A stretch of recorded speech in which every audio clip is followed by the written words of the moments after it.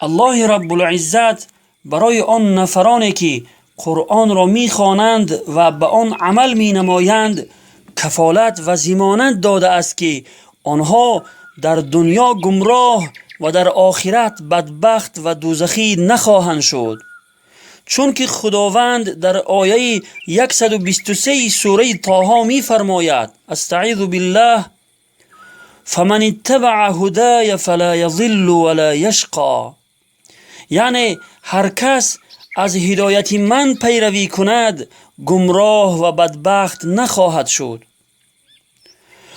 در این آیت مراد از هدایت پروردگار کلام پاکی اوست که نامش قرآن است و آن را همراه یک معلم بهترین که نامش محمد صلی الله علیه و سلم است برای تعلیم و هدایت تمام بشریت فرستاد تا در دنیا سرگشته و حیران شده به گمراهی نروند و در آخرت داخل دوزخ شده بدبخت نشوند.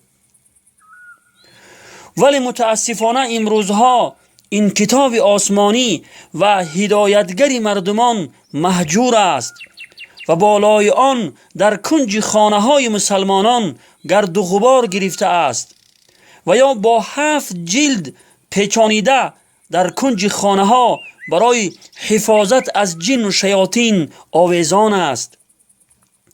گویا قرآن تنها برای فاتحه خوانی در سری گور و سیبگاهی و چیل نازل شده است. العیاذ بالله.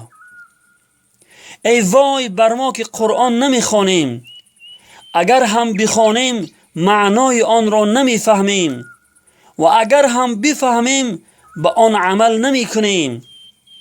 قسم به خدا که قرآن از ما شکایت می کند.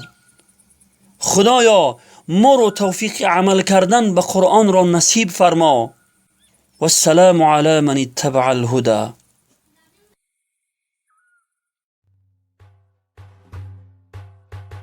کن گرد و غبار از روی قرآن مجید تا پس از شام جهالت روشنی گردد پدید تا شود فصل خزانه مسلمی فصل بهار کفر گردد سرنگون و دین احمد آشکار تا دوباره عزت ما در جهان غوغا کند عشق قرآن در میان سینه و دل جا کند تا بسوزد ریشه جهل و تبا